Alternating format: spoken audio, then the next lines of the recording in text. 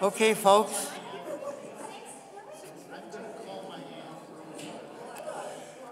Happy Purim to everybody.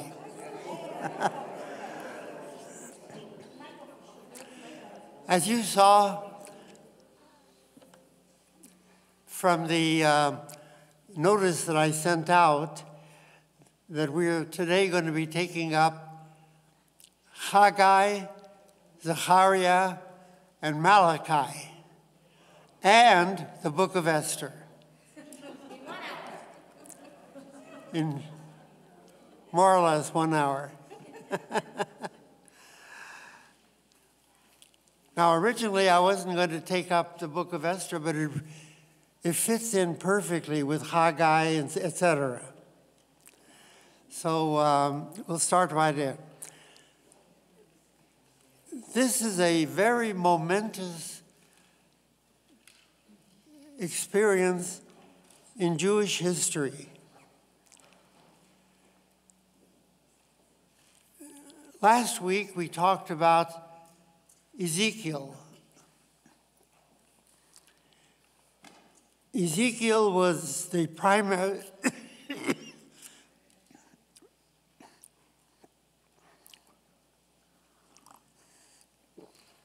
the primary prophet of the Babylonian exile.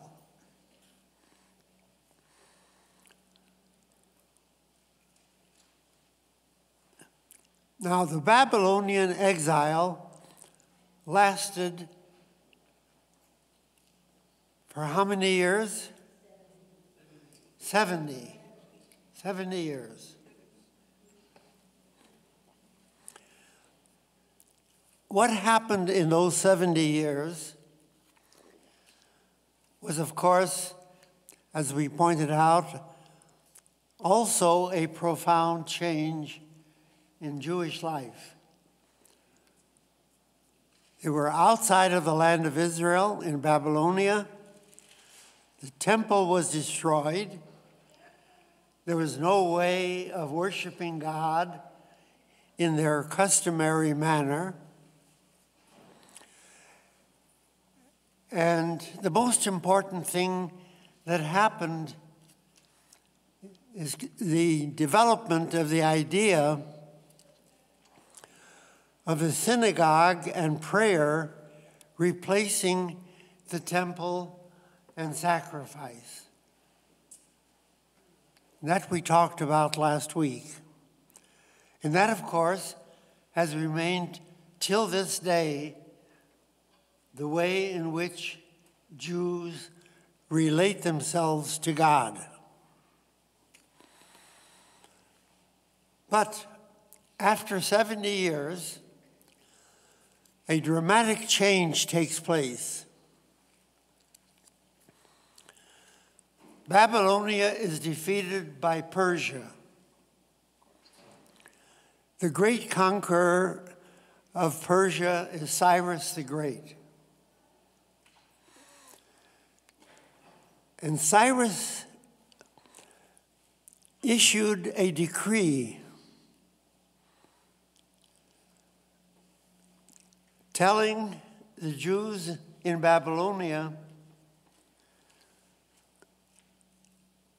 if you want, you can go back to Israel. You can go back, build your temple, go back and return to your former life.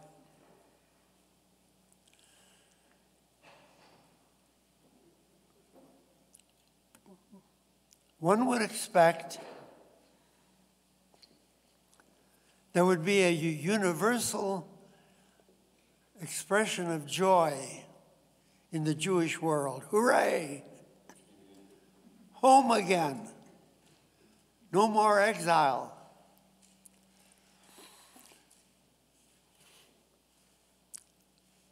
What compels Cyrus to do that?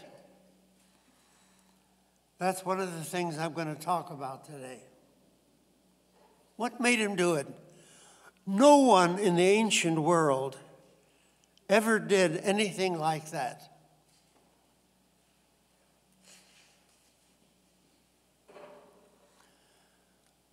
But what happened, meanwhile, all of a sudden the Jewish people discovered this exile is not bad at all. We like it here in Babylonia. Life is much easier in Babylonia than it was in Israel. The weather was better, lots of water, lots of opportunity for business.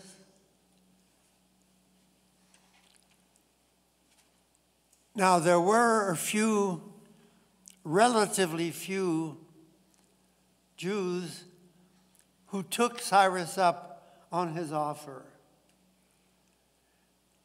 And they went back to Israel. Most of them stayed now in the Persian Empire because Persia took over Babylonia.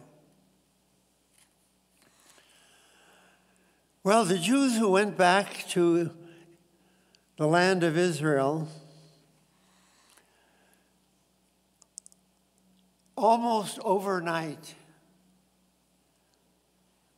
were saying to themselves, what in the world have we done?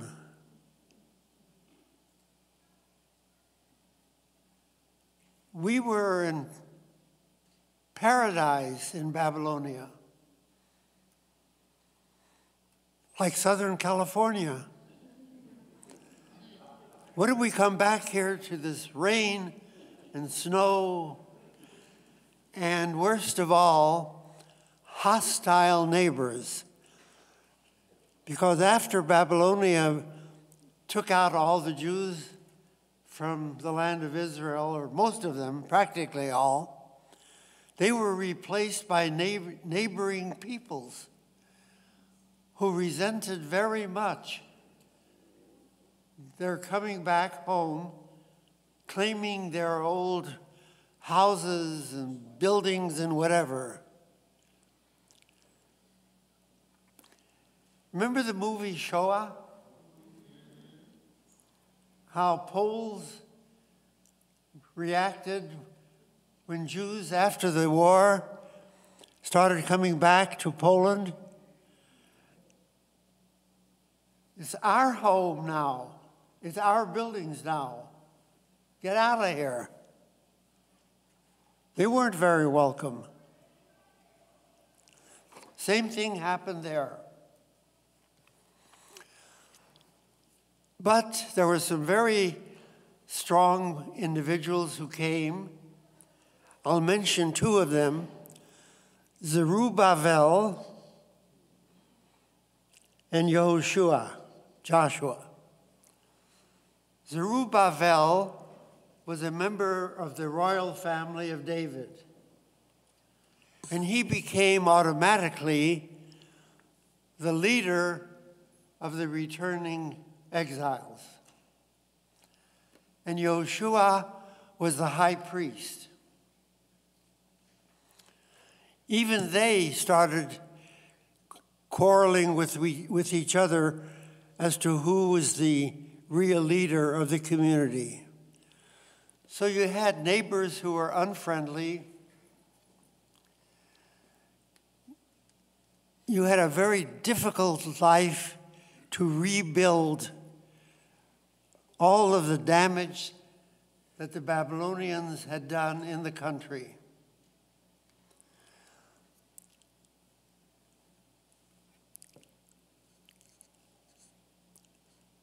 So we have three prophets whose books are in the Bible from that period: Haggai, Zechariah, and Malachi.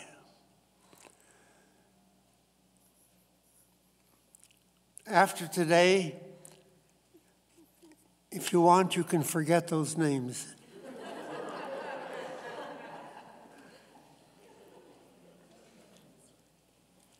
But don't forget what happened. All prophets, almost by definition, dealt with the problems that faced the Jewish people during their time. And what was their primary problem? Their problem was rebuilding the temple, getting back to normal. And they were doing a very bad job of it. It was a very difficult thing.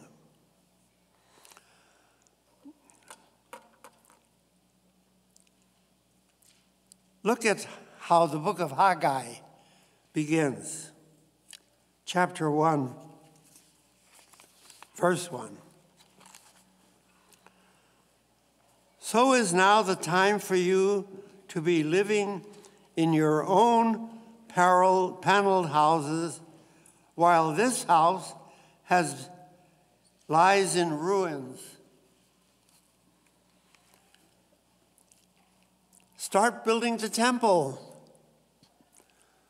instead of living in your own paneled homes. Therefore, this is what Adonai Tzbaoth says. Think about your life. You sow much, but bring in little.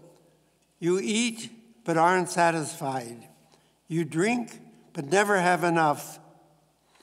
You clothe yourselves, but no one is warm.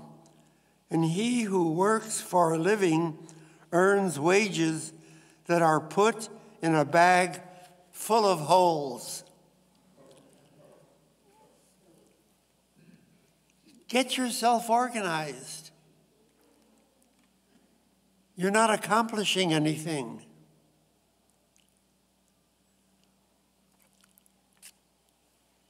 This is not the kind of message that the earlier prophets sent. The earlier prophets kept saying, do not worship other gods, other religions, return to God. But these prophets are saying, you came back from exile, get yourself organized. Build a temple, build a community. Look at Zechariah, also chapter 1, verse 1. In the 8th month of the 2nd year of Darius, the following message from God came to Zechariah, the son of Iddo. Adonai was extremely angry with your ancestors.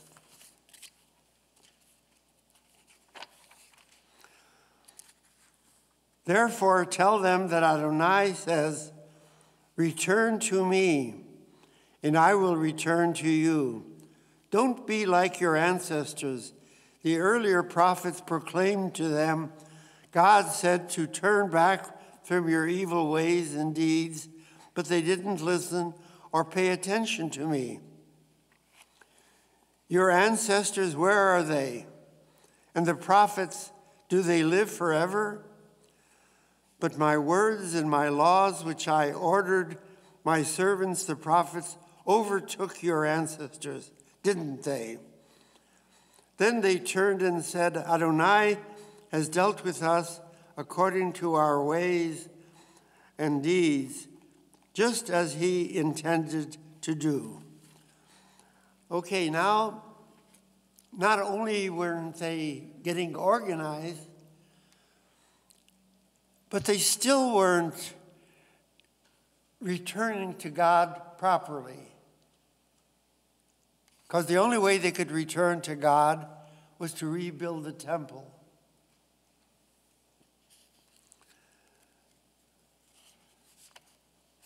And then, same message for Malachi.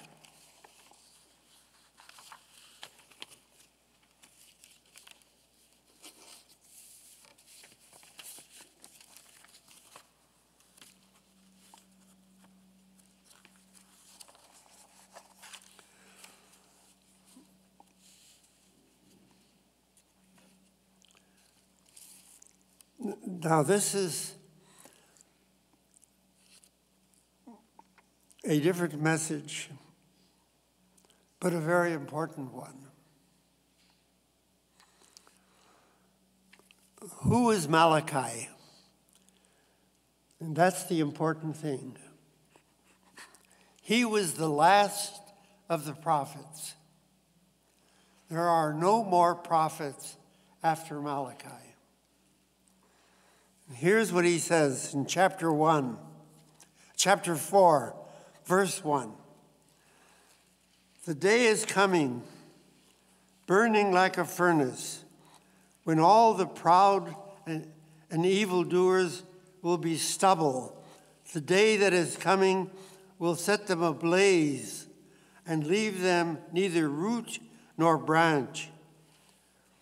But to you who fear my name, the Sun of Righteousness will rise with healing in its wings, and you will break out leaping like calves released from the stall. You will trample the wicked. They will be ashes under the soles of your feet on the day when I take action. Remember the Torah of Moses, which I enjoined on him at Mount Horeb, laws and rulings for all Israel. Look, I will send to you Elijah the prophet before the coming of the great and terrible day of Adonai. He will turn the hearts of the fathers to the children and the hearts of the children to their fathers. Otherwise, I will come and strike the land with complete destruction. The last words of the prophets.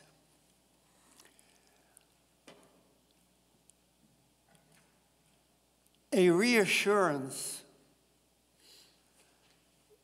No matter how poorly you are performing, one day the Messiah will come. That set the tone for Jewish history until our own lifetime.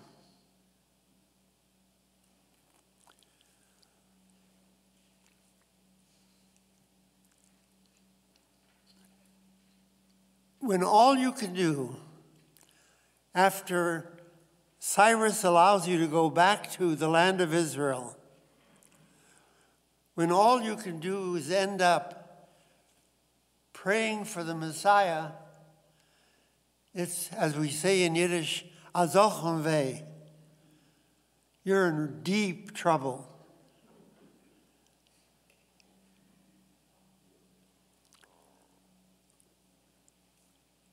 Help came from another source.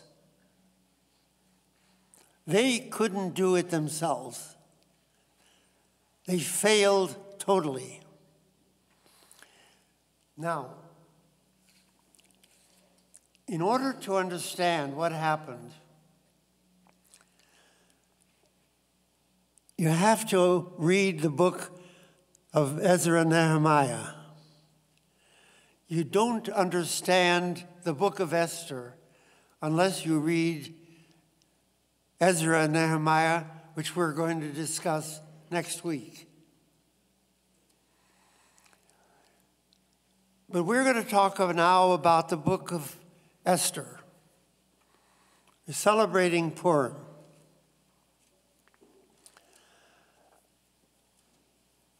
I want to tell you what I think. By and large, the Jewish people have failed to really celebrate the holiday of Purim because it's been overcome by distractions. You know what the distractions of Purim are? This. with all due thanks to you, Hamantaschen doesn't do a thing for me.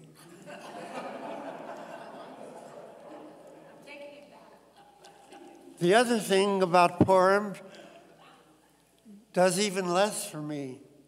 Costumes. I mean, again, with all due respect, I saw on Facebook today Rabbi Josh Rose dressed as a pirate. What in the world does that tell me about Jewish life? Zero, nothing. But you go to Israel, how do they celebrate Purim?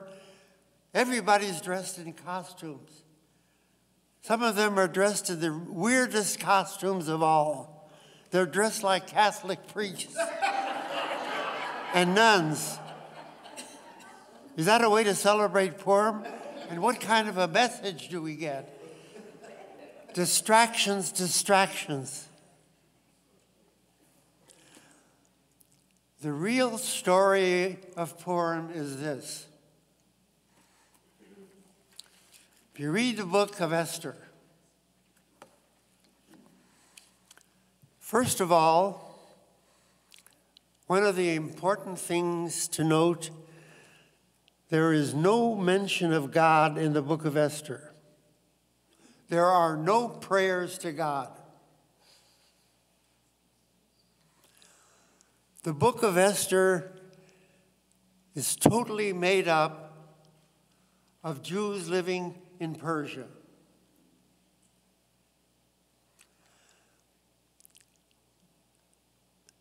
There's always been conjectures.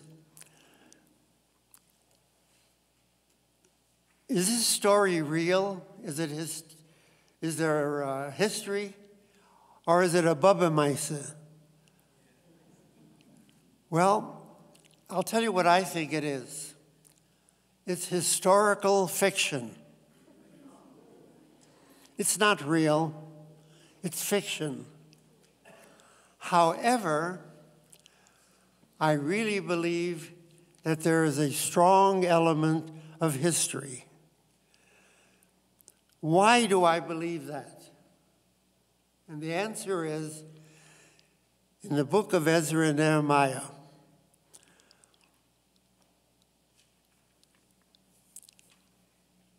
Ezra and Nehemiah lived in Persia.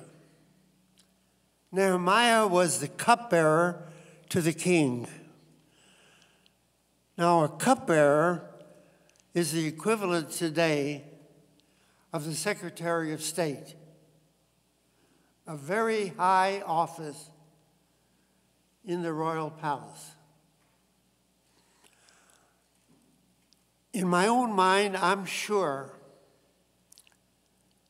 that if Nehemiah could have been a cupbearer, I'm sure that there were a lot of other Jews in Persia who had high office in the Persian government.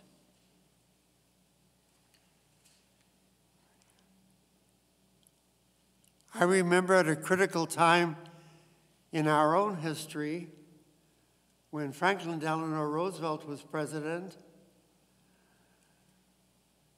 the Secretary of Treasury was Morgenthau.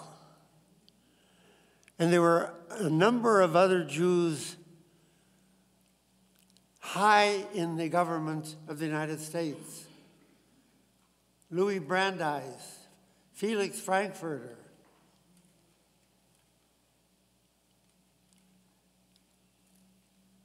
When the president made decisions, in large measure it's because of the Jews who were able to be spokesmen for the Jewish cause and had enough influence with FDR to do what we did during the war and after the war. In other words, we know from the book of Nehemiah that he was very close to Darius, the king the emperor of Persia. What I'm saying is, I'm sure in my own mind he was not alone. There were lots of significant Jews who had an influence on Darius. They heard about what was happening in the land of Israel, and they were very unhappy. The whole enterprise was going to go down the drain. That's the way it looked. Unless they get themselves organized and doing the right thing, they'll never have a real state. They'll never have a real temple. So they came to Darius and urged him to do the right thing by the Jews.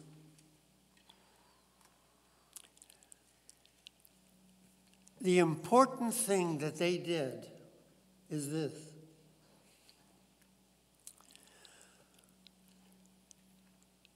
They initiated a search in the records of Cyrus that had been put away in the archives of Persia. As a result of that search, they found the decree of Cyrus, which specifically said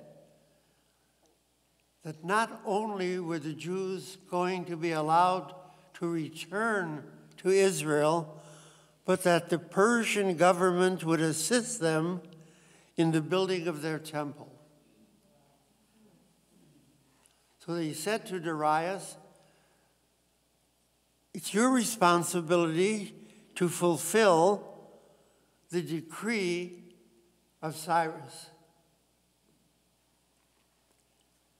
And what he did was, okay, I'm going to appoint both of you to go to Israel with my authority and to do whatever it takes to rebuild that community. That would never have happened otherwise.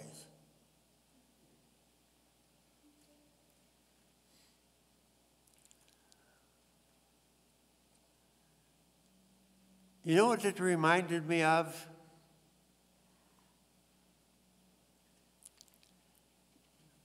We had settlers coming to Israel, the land of Israel, long before there was a state of Israel. We call them chalutzim. I've often shared, the role of my own great-grandfather in that period. They came when there was an Ottoman Empire, and they did heroic work. I'm positive in my own mind that ultimately all of their efforts would have failed. We would never have had a state of Israel depending on chalutzim who went there to drain the swamps and clear the rocks. The only way that we ever got a state of Israel was, number one, in 1917, the Balfour Declaration, when the British government, which was an empire even greater than the Persian Empire, when the British government publicly stated that they would support a Jewish national home in Palestine. We would not have been able to do it on our own unless the great empire of Britain had come through with that. And then in 1922, when the League of Nations, dismantling the Ottoman Empire, made a decision to create a Jewish national home in Palestine under the protectorate temporarily of Great Britain, a mandate. We would never have had a state of Israel unless Jews outside of Israel, and more importantly, a government outside of Israel, would have taken that position. That's what happened in Persia. We'll talk about Ezra and Nehemiah and how they succeeded. They did everything that was required to do. Zerubbabel and Yoshua practically disappeared from the scene.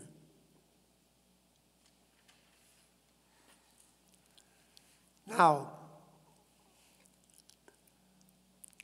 the book of Esther, I believe, was a historical fiction.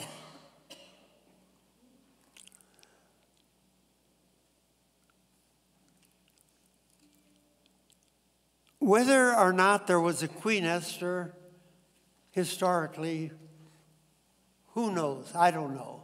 Nobody knows.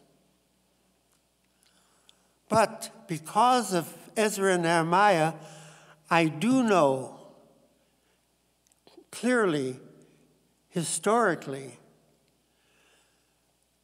that there were Jews in Persia who were able to influence the government of Persia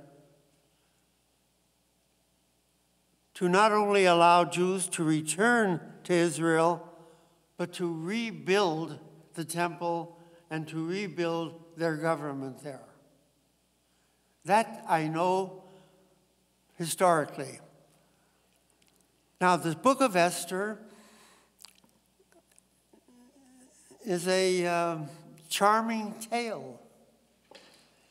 Instead of a person like Nehemiah, who's a cupbearer, you've got a beautiful woman. She won the beauty contest in the Atlantic city of the Middle East, became the queen, and was able to finagle her husband around her little finger, and succeeded against enemies. Haman was an enemy of the Jews.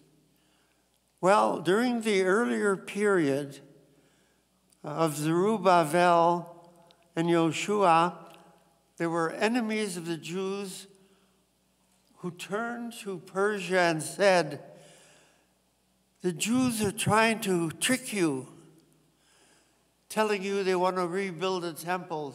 They don't want to rebuild a temple. They want to start a revolution and become a free nation and break away from Persia. Don't fall for their tricks. That was the Haman of those days. So you have a story of a Haman who has to be overcome. You have a beautiful spokesperson for the Jewish people. And what I think is, in my mind, the most important part of the book of Esther.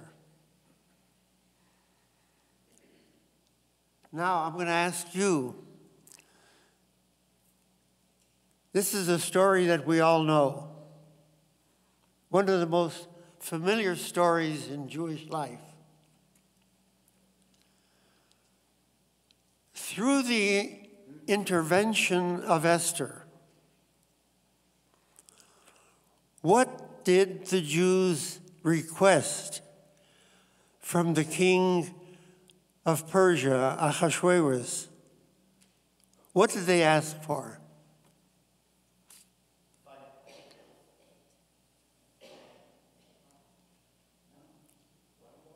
What did they ask for? To be able to protect themselves. Exactly. To be able to fight for themselves. They did not ask Persia to send an army in. They did not ask for Persia to send soldiers or weapons or anything.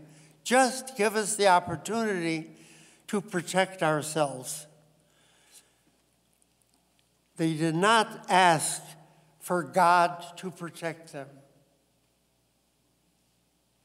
They asked for the right to protect themselves. Now,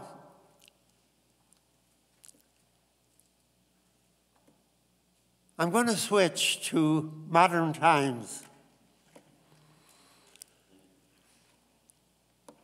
Many of you, I know, have heard of the Kishinev pogrom. The pogrom that happened in Russia, in Kishinev. In modern times, it wouldn't be regarded as such a big pogrom. There were less than 100 people killed.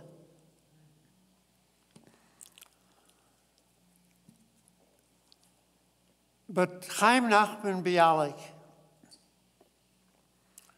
wrote a poem after the Kishinev pogrom.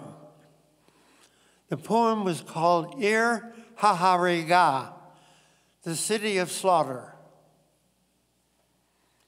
which had a profound influence on Jewish history.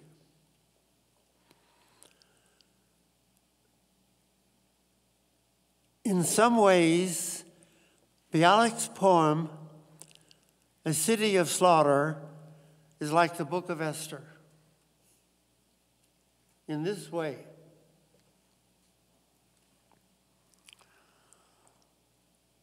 What Bialik said,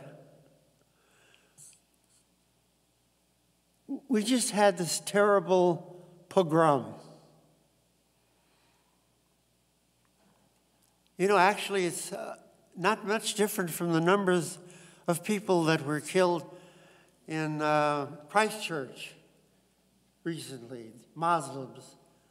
About 50 of them were slaughtered. So Bialik writes, we've just had this terrible loss. What are you Jews doing about it?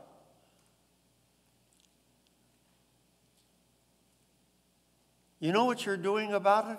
I know what you're doing about it.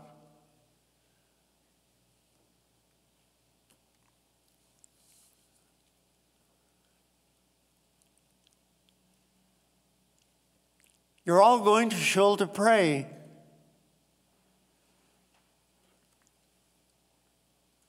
Pour out your heart in sorrow. Look at all the prayer services after this New Zealand massacre.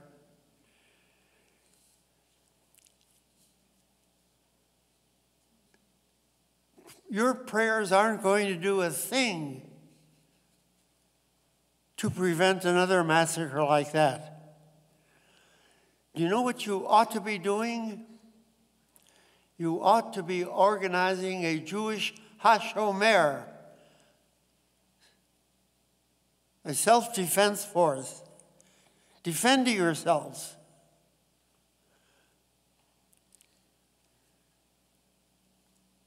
Don't allow them to simply slaughter you.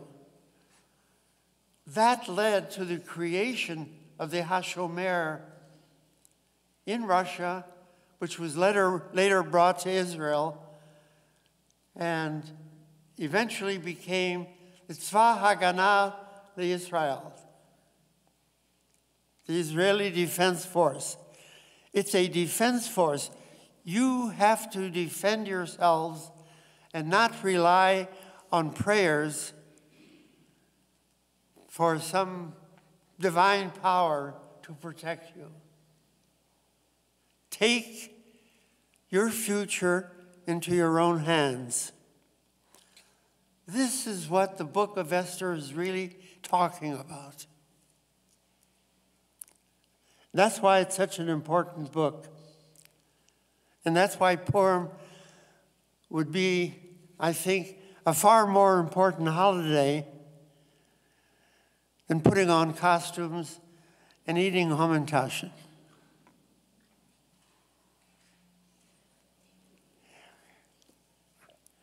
I see there's a comment coming. Fine. Go ahead. No, I'm just saying, I'm going to take that plate and everybody's going to be happy. What? Okay. No, I think this is and it's no coincidence in my mind. It's no coincidence in my mind. The book of Esther deals with a Jewish world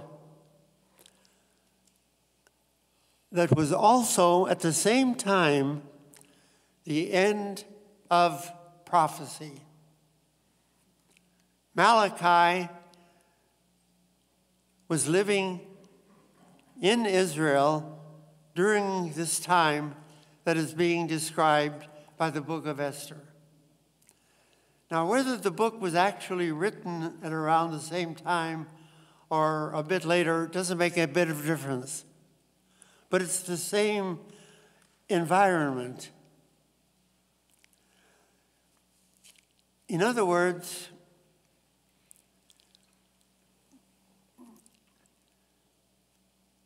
the return from exile was not the beginning of the Messianic age. You still had many problems to overcome, and as the book of Esther points out, the solution to the problems lies in your hands and not in your tongues.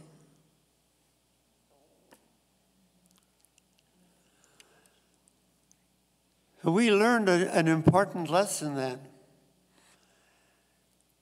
And look for how many hundreds and hundreds of years the longing for a restoration of Israel was in the form of words, prayers. It's only in our times, as I've already indicated, that we undertook to go to Israel as chalutzim and then to influence the nations of the world to support the creation of a Jewish state, which we really gloriously have today. So all of these things are embedded in this period in Jewish history and reflected in the book of Esther. I think it's far more important to understand that. And it gives us a lot of hope for the future. Okay, you thought of what you wanted to say. Okay, this is what I want to say. I'm back into the Mishloach Manot thing. What? I want to tell you about the Mishloach Manot thing. Oh, Mishloach Manot. Yes. Okay. There are 4 mitzvot during the holiday of Purim, right? The Mishloach Manot is actually one of the 4 mitzvot we do.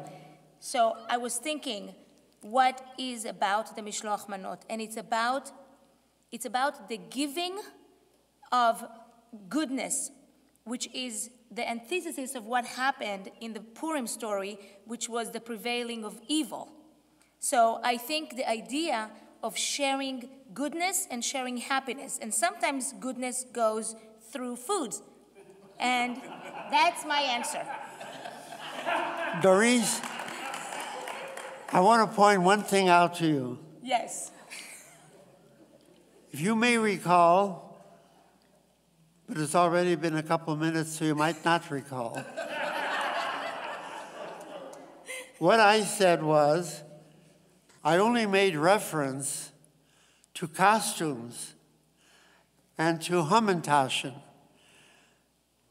Mishloach Manot does not necessarily involve Hamantaschen, anything. And I want to tell you one more thing. Matanot la'aniyim is even more important. That's number 4. Okay. This was number 3. Yeah, but you didn't mention number 4. I didn't mention number 1 or 2 either. All I want to mention is one more thing. The rabbis of the Talmud said, when all Jewish holidays will be forgotten, Purim will always be remembered.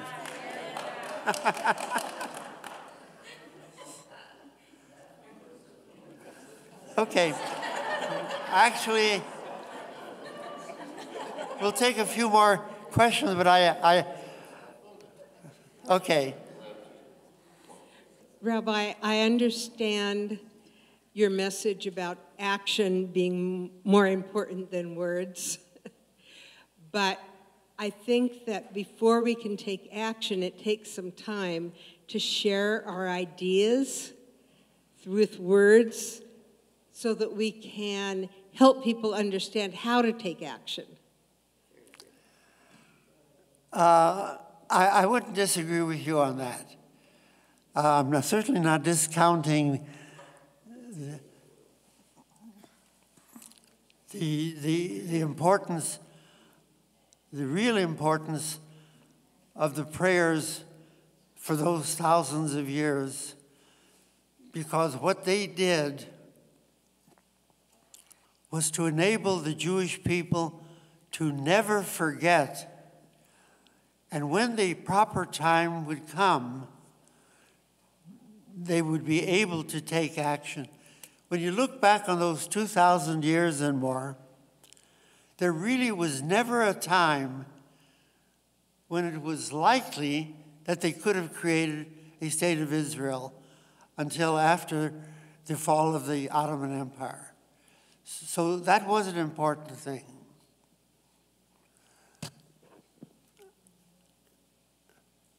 But since I do have a couple of minutes left anyway, unless you have some questions or comments, I had promised, and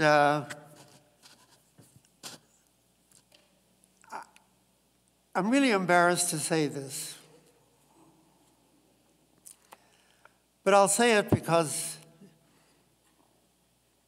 I'll say it. Like Donald Trump, I want to keep my promises.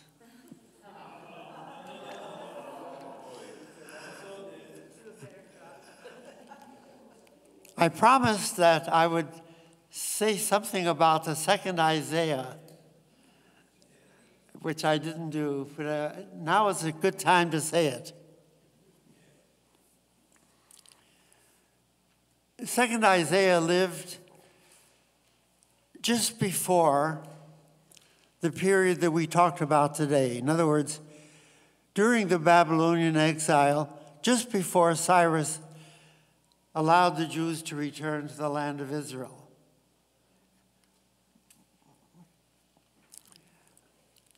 There is a phrase in Isaiah which later became a very important phrase in Jewish life. I think it appears 6 times in Isaiah, in the second Isaiah, from chapter 40 to the end. And that was the phrase, Or Lagoyim, a light unto the nations. The point of that phrase was, he was trying to comfort the Jewish people in exile. Remember, the second Isaiah begins with the words, Nachamu, Nachamu Ami, comfort you, my people. The message of the prophet was to comfort the Jewish people after the terrible loss of their country, their temple, and everything else. One of the ways in which the second Isaiah comforted the Jewish people was to tell them, now you have a mission. Now your mission is to become a light unto the nations. Later on, much later on in Jewish history, in the 19th century, when Reform Judaism began, you remember that Reform Judaism was very opposed to Zionism at the beginning. This is before the Holocaust. Reform Judaism said that our future now is to be part of Germany, part of America, part of France, part of the country in which we live. There is no future for us in the land of Israel, knowing what Israel was like during those centuries. By being in Germany, by being in America, by being in England, we can be a light unto the nations. We can bring our message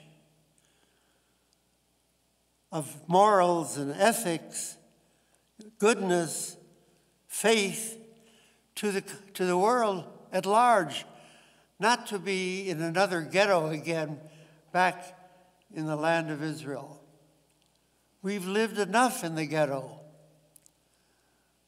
Now, let's fulfill our lives by helping to make a better world.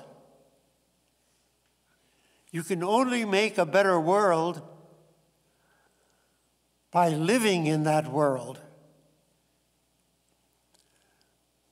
If you become good Americans, and you're creating a better America, and you're Jews, you're doing what Judaism requires of you. Remember what Jeremiah said. We talked about this. Jeremiah told the Jewish people, you're going into exile. Be good citizens of the country in which you go. Make it a better country. Then Judaism will represent progress, liberty. It's no accident that the word liberal and liberty are part of the same root.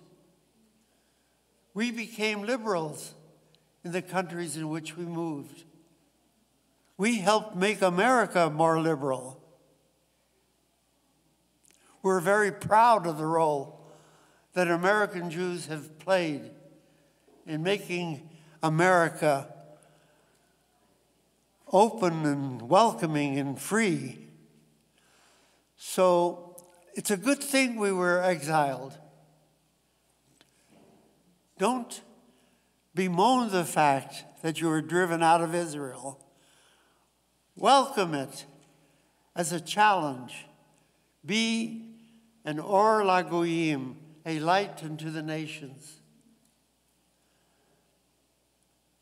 So these are what Isaiah said in Babylonia. They took with them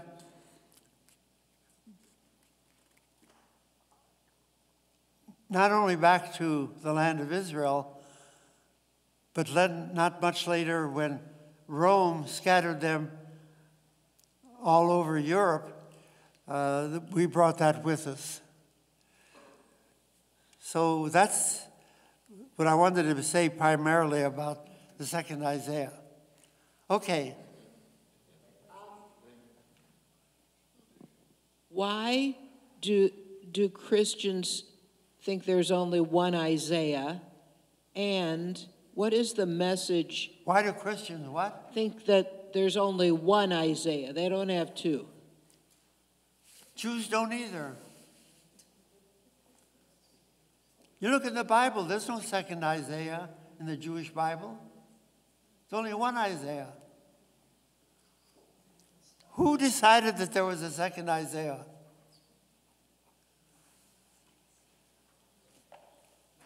I asked you a question, an easy question. Who? Who decided that there was a second Isaiah who lived in Babylonia? What? Not the Talmud, no. Long after the Talmud.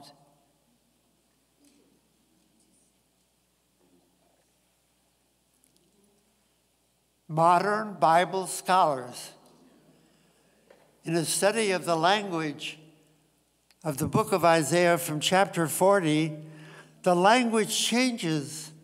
Different words are being used that aren't used at all in the first Isaiah.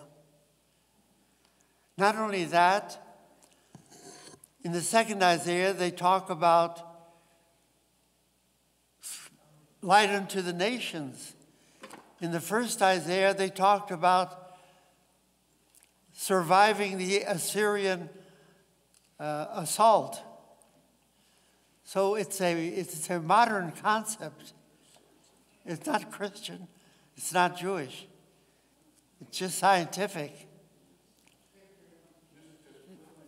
Why is Isaiah the favorite of the Christians? What? Why is Isaiah the favorite prophet of the Christians? You said that it was true, but I don't know why. Oh, okay. There I won't have enough time to do it well. But in the second Isaiah, he enunciates ideas that are very Christian in their nature. Let me give you just the text. I'll tell you where to look for it. Look at chapter 52, the end of 52, in chapter 53 of Isaiah, when he speaks about the suffering servant. Christians interpret that Jesus was the suffering servant. Jews interpret that as saying that the Jewish people were the suffering servant. But that's something you have to read.